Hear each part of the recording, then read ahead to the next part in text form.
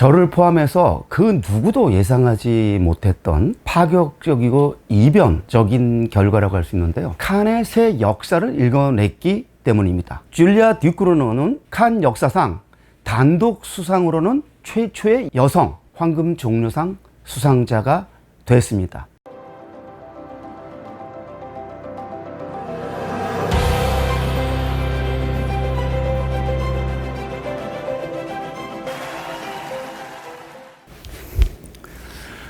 안녕하세요 여러분, 찬스무비 칸 특집 마지막 4부를 시작하겠습니다. 사실 애당초는 3부 정도로 끝내려고 했었는데요, 이번 수상 결과가 하도 흥미진진해서 간단한 총평을 하면 좋겠다는 그런 생각을 했습니다. 아시다시피 황금 종려상은 30대 후반의 프랑스의 여성 감독 줄리아 듀크르노의 티탄이라는 영화에 돌아갔습니다. You ready? I'm ready. It's now? Yes. Okay.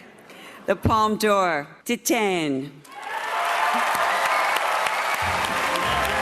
사실 저를 포함해서 그 누구도 예상하지 못했던 파격적이고 이변적인 결과라고 할 수 있는데요. 그 가장 큰 이유는 칸 현지에서 발간되는 그 데일리들, 그 중에서 대표적인 스크린 인터내셔널 같은 데서 4점 만점에 1.6점을 얻으면서 하위권에 몰렀고, 그러다 보니까 물론 그 평점에 의해서 수상 결과가 나오는 것은 아니지만 현지에서 별다른 주목을 끌진 못했던 거죠. 그런데 영화 자체가 워낙 논쟁적이었기 때문에 그 호불호가 막 갈리면서 열광적인 지지와 어떤 혐오가 같이 나왔던 걸로 알고 있습니다. 그런데 이번 스파이크 리를 수장으로 한 칸 심사위원단은 여느 때보다 훨씬 더 파격적인 결정을 내린 거죠. 그래서 해외 어떤 매체는 이번 칸 영화제는 그 심사위원단의 승리였다, 트라이엄프였다라는 이런 평가를 내리던데요. 그 이유 중에 하나는 칸의 새 역사를 읽어냈기 때문입니다. 줄리아 듀크르노는 칸 역사상 단독 수상으로는 최초의 여성 황금 종려상 수상자가 됐습니다. 28년 전에 제인 캠피온이 피아노로 칸 역사상 최초로 수상을 했을 때, 그때는 첸카이거의 패왕별이와 공동 수상을 했던 거거든요. 그런데 이번에 여성 단독 황금종려상 수상자가 나왔으니까 이것은 새 역사를 이뤘다고 말할 수 있는 거죠. 흥미롭게도 이 감독은 자기가 여성이라는 사실이 자기 자신과 자기 영화를 규정하기를 원하지 않는다고 말했습니다. 그러나 그것은 그 감독의 바람이지, 우리는 그 감독이 여성이라는 그 정체성을 외면하거나 부인할 수 없습니다. 그거는 차별이 아니고 우리가 살아가면서 남성이냐 여성이냐라는 구분은 우리가 생각하는 것보다 훨씬 중요하기 때문입니다. 또 이 영화는 장르가 범죄 스릴러인데 엄밀하게는 공포성 범죄 스릴러입니다. 공포 영화가, 그리고 이렇게 선정적이고 자극적인 공포물이 칸의 황금 종려상을 받은 예가 제가 알기로는 없습니다.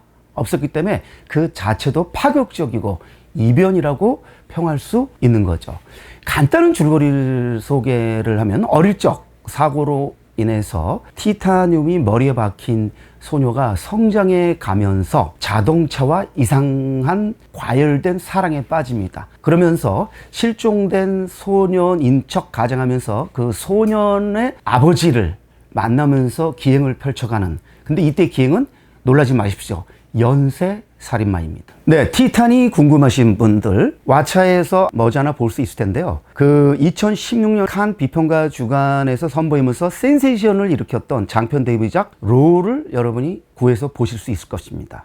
성장 영화이면서 시인까지 치닫는 극단적인 공포물이었는데, 여러분이 로를 보시면은 아마 충격의 도가니에 빠지면서 티탄이 얼마나 자극적이고 파격적인 영화인지 짐작하실 수 있을 겁니다. 자, 젊은 여성이 연쇄살인범이라는 이런 사실, 그리고 공포물이라는 사실, 그리고 30대 후반의 여성 감독이 칸 역사상 최초로 단독으로 황금 종려상을 수상했다. 이것은 역사라고 말하지 않을 수 없죠. 그 이후 칸이 어떤 변화의 길을 걸을지는 장담할 수는 없습니다. 이러한 변화의 길을 계속 걸어갈지 아니면은 이것이 예외적인 선택으로 그칠지는 두고 봐야 됩니다. 그러나 판단컨대 칸의 그 외연과 내표가 한층 더 확장되고 심화되리라는 것은 우리가 충분히 예상할 수 있는 거죠. 칸은 그동안도 굉장히 자유롭고 아주 느슨한 그러한 행보를 걸어왔는데, 이때 느슨하다는 건 굉장히 좋은 의미입니다. 이번 칸의 수상 결과를 보면서 앞으로 칸이 훨씬 더 흥미진진한 행보를 걸어가겠구나, 그런 기대가 몰려옵니다. 그래서 제가 지난 4년 동안 가지를 못했는데 내년에는 어떤 시기든 칸 현장에서 여러분에게 그 칸 소식을 전하고 싶다는 그런 바람 간절합니다.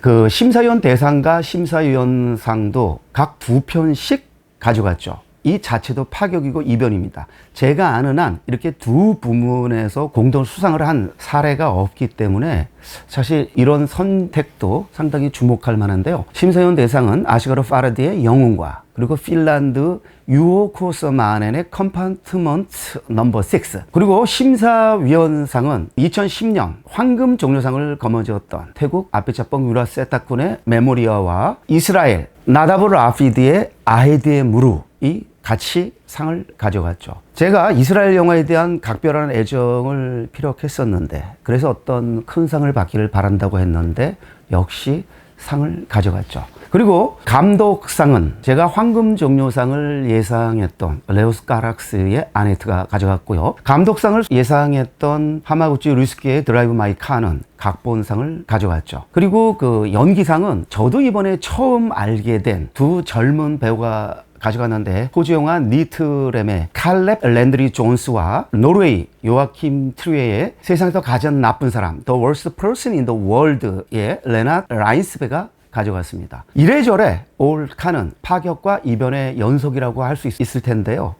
그리고 재미난 것은 제가 여기서 좀 위험함을 무릅쓰고 황금종려상, 심사위원 대상, 감독상을 예측했는데 아시가르 파라디의 영웅은 적중했고, 나머지 두 영화는 예측은 어긋났습니다만 다른 상을 가져가면서 나름대로 예측을 잘한 것이 아닌가 해서 한편으로는 뿌듯하기도 합니다.